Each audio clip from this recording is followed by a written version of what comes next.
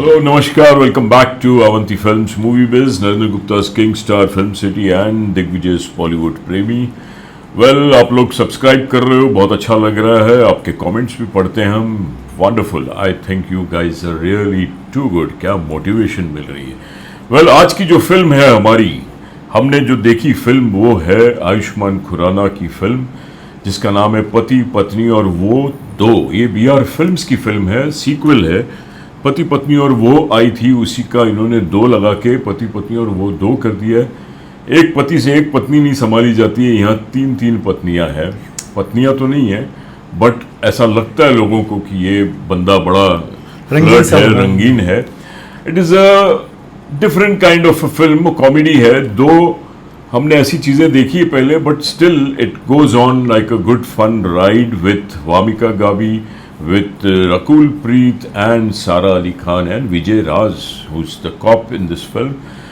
Film entertaining लगी मेरे को काफ़ी, थ्रू आउट बड़ी फ्लो में जाती है, बट ऐसा कुछ हाईलाइट बन के नहीं निकलता है कि पकड़ लेवे और बोले कि वाह सुपर डुपर हिट, वो बात नहीं आती है। But it is taking you along through out. ऐसी चीज़ें पहले भी देखी है, कुछ जोक्स अच्छे हैं, कुछ पंचेस अच्छे हैं, म्यूजिक बहुत हाईलाइट लगा मेरे को। चलो एक एक करके हम लोग बात करते हैं इसके बारे में। What do you think about पति पत्नी और वो दो? एक बहुत बड़ी फ्रेंचाइज वैल्यू वाली फिल्म है। 1978 में BR चोपड़ा की पिक्चर आई थी, अभी भी एवरग्रीन है सर। संजीव कुमार और विद्या बालन का यादगार अभिनय। उसके बाद 2019 में आई कार्तिक आर्यन के साथ में, मुदस्सर अजीज ने डायरेक्ट की थी वो। ये अभी सीक्वल चलती आ रही है, BR चोपड़ा का बैनर भी इसमें इन्वॉल्व है, लेकिन पति पत्नी और वो के साथ दो ऐड कर दिए। ये आपने सही कहा। एक देखिए लाउड कॉमेडी है, एक टाइम पास कॉमेडी है, सिचुएशनल कॉमेडी कोशिश की है बनने के लिए, दिमाग घर पे रख दो। प्रोडक्शन वाली फिल्म की बहुत अच्छी है और पुराने गानों का अच्छा समावेश किया गया है पिक्चर में। वो काली टोपी वो हिट है। और एक्टिंग में डेफिनेटली बहुत सारे कलाकार हैं, लेकिन मुझे सबसे ज्यादा प्रभावित किया वामिका गबी ने। यस, बात करते हैं आयुष्मान खुराना की। also say this, Vamika Gabi is the soul of the film. Yes, no Vamika doubt. Gabi, you are too good. What a performance! क्या look है और क्या expressions है, reactions है, every bit of it, every frame of it, you know how to make it. जब हम आयुष्मान खुराना की बात करते हैं सर, पहले बहुत सारी अच्छी हिट फिल्में दी उन्होंने। 2012 से विकी डोनर से अपना कैरियर शुरू किया था, कुछ फ्लॉप देने के बाद वापस उनकी गाड़ी लाइन से आई, 5-6 लगातार हिट फिल्में दी। लेकिन कोविड के बाद से उनकी लगातार फिल्में फ्लॉप आई हैं, सिर्फ एक ड्रीम गर्ल 2 छोड़ के, जैसे गुलाबो Sitabo, Chandigarh Kare Aashiqui, Anek, doctor G, an action hero, you know, article 15, ये सब फिल्में नहीं चली बॉक्स ऑफिस पर। और इसमें भी एक्टिंग आयुष्मान की ठीक है, कोई ग्रेट नहीं है सर। उन्होंने चीखने चिल्लाने पे ज़्यादा खुद को कॉन्सेंट्रेट किया है, वो फिल्म का बहुत बड़ा माइनस पॉइंट है। लाउड कॉमेडी अभी क्या कहता हूँ, he is trying to fill it ना, जितना हो सकता है मॉड्यूलेट करके डायलॉग बोले हैं। एक्स्ट्रा ऑर्डिनरी नहीं है, not the Ayushmann Khurrana we know. Sara Ali Khan खूबसूरत लगी है, रकुल प्रीत भी अच्छी लगी है, उनको जैसे उनकी बॉडी है अच्छी तरह से दोनों का एक्सपोज किया है डायरेक्टर ने। विजय राज का छोटा सा अच्छा कैमियो रोल है, फैंटास्टिक। तुगमाशु धुलिया काफी अच्छे लगे एज ए पॉलिटिशियंस। बाकी कलाकार भी ठीक है, तो अब एक डिसेंट परफॉर्मेंस देखते हैं। कोई हाईलाइट परफॉर्मेंस नहीं है कि माइंड में खाली जैसे वामिका को छोड़ते हैं हम लोग तो। जी हाँ, वामिका एंटरटेन्स अच्छी लगती है थ्रू आउट, बाकी हाईलाइट ऐसा कुछ उभर के नहीं आता है। ठीक है, थोड़ा इतना हंसाता है फिर कम कर देता है, इतना हंसाता है फिर नीचे ले आता है, बट कहीं भी बोर नहीं करता है। It catches you through out. Musically इन्होंने करेक्ट काम किया है, डायरेक्टोरली भी आई थिंक मुदस्सर अजीज इसमें ड्रैग नहीं करता है। एक दो पिछली पिक्चरों में कहीं कहीं सेकंड हाफ में किधर उधर चले जाता था, यहाँ एटलीस्ट ड्रैग नहीं किया है। अगर हाईलाइट्स भी नहीं दिए हैं तो पिक्चर को गिरने भी नहीं दिया है। सर मुदस्सर अजीज ने कोशिश की है एक डिसेंट कॉमेडी पिक्चर बनाओ। प्रॉब्लम क्या है, इसमें पति पत्नी और वो का एंगल नहीं है, पति पत्नी का है। जैसे पार्ट 1 में और पार्ट 2 में प्रेमिका दिखाई है, वो अपनी पत्नी से झूठ बोलता है बार बार कि नहीं मैं इधर जा रहा हूँ, जबकि मिलने जाता है अपनी प्रेमिका को। इसमें प्रेमिका एंगल पूरा एक्सीडेंटल लिखा है, एग्जैक्टली एक्सीडेंटल। अब कितने सारे एक्सीडेंटल हैं। सारा अली का मिलना उसको एक्सीडेंटल, उसकी बीवी का गलत फहमी समझना रकुल पे सफर वो एक्सीडेंटल, ओ से रूम में चले जाते हैं पुलिस की, काफी चीजें एक्सीडेंटल दिखाई हैं। और एक्सीडेंटली हमको आज इत्तेफाक, और एक्सीडेंटली हमको मुदस्सर जी सुन के डायरेक्टर हमको शो पे भी मिल गए। इंटरवल हमने बात की, पिक्चर खत्म होने के बाद की मैंने बधाई दी उनको कि एक अपने डिसेंट अच्छा प्रयास किया बनाने का। Yes, no doubt about it. Comedy punches सब धमाल कर रहे हैं। उनकी सबसे बड़ी हिट फिल्म थी हैप्पी भाग जाएगी सर।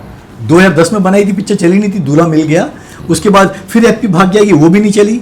फिर पति पत्नी और वो दो कार्तिक को लेके बनाई थी 2019 में, डिसेंट बिजनेस किया था, बहुत बड़ी हिट नहीं थी। 45 करोड़ की लागत से बनी थी, 80-85 करोड़ का बिजनेस किया था, डिसेंट फिल्म थी।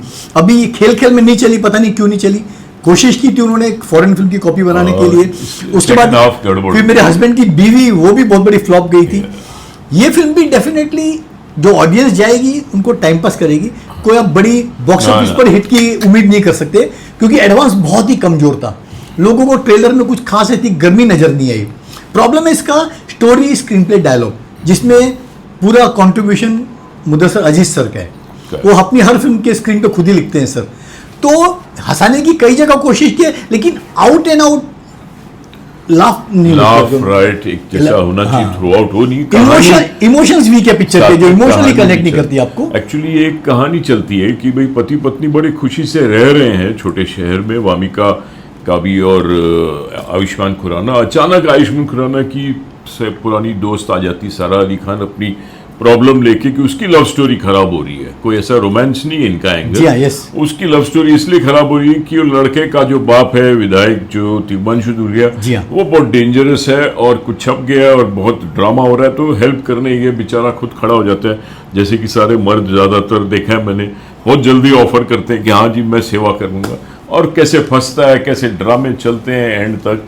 बट वही जो मैंने कहा, it should have had some kind of highlight, वो नहीं है, इसलिए फिल्म भी हाईलाइट बिजनेस नहीं करेगी। तो एक पिक्चर में रोमांस नहीं है, जो आपको हार्डकोर रोमांस चाहिए, इमोशंस नहीं है, एंटरटेनमेंट और कॉमेडी कोशिश की अच्छी तरह से पेश करने की। एक म्यूजिक फिल्म का हाईलाइट है। 1990 में पिक्चर आई थी बाहर आने तक, जिसको तारिक शाह ने डायरेक्ट किया था। इसमें थे सुमित सहगल, रूपा गांगुली, मुनमुन सेन वगैरह। इसका राजेश रोशन ने बहुत बड़ा हिट गाना दिया था, काली टोपी तेरी। उसको उन्होंने रूप की राय, हाँ उस पर गाना अच्छा हिट गाना है। बॉबी भी हिट गाना है, जबकि पिक्चर टी सीरीज ने बनाई थी 1990 में, 36 साल पहले। पिक्चर फ्लॉप थी, लेकिन गाने उसके सभी हिट थे। तो ये हिट गाना लिया है। बाकी तनिष बागची है, बादशाह है, टोनी कक्कड़ ने और भी ढेर सारे गाने। ओरिजिनल गाना कोई भी हिट नहीं है, पुराने गाने 5-7 अच्छी तरह से फिल्म में कोशिश की है। प्रॉब्लम है नहीं, पुराने गाने ठीक होते हैं। Something is really wrong with the music today. कुछ तो होना चाहिए म्यूजिक पे रिपेयर। बाकी मैं ये बताना चाहूंगा कि आज जो थिएटर में हाल है बॉक्स ऑफिस का, specially after Dhurandhar, with the bigness and the intensity and the drama and the powerful highlights after highlights in a film, कूट कूट के भरना पड़ता है, वो नहीं देखने मिलता है ऐसी फिल्मों में। तो इसलिए ये OTT में ही ज़्यादा अपनी दुकान खोलती है और थिएटर में इतना अपना रंग नहीं जमा पाती। ये सबसे बड़ी अफसोस की सर। ऑडियंस का एक्चुअली झुकाव आपने पता होगा थिएटर के प्रति बहुत कम हो गया है, क्योंकि बहुत सारी चीज़ें उनको OTT पे और जगह देखने को मिल जाती हैं। और ये जो 4-5 आर्टिस्ट हैं, कोई बॉक्स ऑफिस में बहुत बड़ा ड्रॉ नहीं है सर कि इनके नाम पे लोग खींचे चले आए। लोगों को ट्रेलर थोड़ा कमजोर नजर आया, ओरिजिनलिटी मिसिंग नजर आई। फिल्म की लागत है 60 करोड़ प्लस पिक्चर की, और आज जेन्युइनली देखा जाए ओपनिंग मेरे ख्याल से जिस हिसाब से एडवांस दिखा रहा है 2 से 3 करोड़ से ज़्यादा की नहीं होनी चाहिए। मेकर्स भले ही बाद में एंड ऑफ दी डे कुछ भी दिखा दें, तो बॉक्स ऑफिस पर पिक्चर डेफिनेटली अंडर परफॉर्म करेगी, जबकि एक डिसेंट टाइम पास फिल्म बनी है। यस, मेहनत की है सबने, इसने स्क्रिप्ट पे मेहनत की है, डायलॉग अच्छे हैं, ओवरऑल ऑल टेक्निकल डायलॉग में प्रॉब्लम क्या है, डायलॉग है अच्छे, लेकिन इतनी शुद्ध हिंदी का समावेश किया गया है ना, हम लोग को भी सोचना पड़ता है कि इस वर्ड की मीनिंग क्या है। नॉर्थ को शायद यूपी वगैरह में तो लोगों को आइडेंटिफाई करेंगे वो क्या है, ये वो जो यूज किया है वहाँ का एक स्टाइल और एक वो है बात करने का ढंग। मगर overall it is definitely not a film that will do rocking business on Bollywood box office. Gen Z को ऐसी फिल्म में कोई इंटरेस्ट नहीं है। एक पारिवारिक फिल्म बनाने की कोशिश की है, कोई वल्गैरिटी नहीं है, कोई डबल मीनिंग डायलॉग नहीं है, लेकिन पारिवारिक फिल्में आजकल देखने जाता कौन है सर? ऐसी फिल्में थिएटर में जो आजकल चल रहा है ना, ये अगर पहले आई होती ना उन दिनों में जब इतना कंपटीशन नहीं था OTT का और इतने अपोजिशंस नहीं थे फिल्म थिएटर्स के, तब ये पिक्चर हिट होती डेफिनेटली। आज प्रॉब्लम हो गया है कि कुछ और ही बनाना पड़ रहा है, something bigger than the biggest बनाना पड़ रहा है, पकड़ के रखना पड़ता है ऑडियंस को। कंपटीशन बढ़ गया है, इसलिए मुश्किल है इसका रास्ता।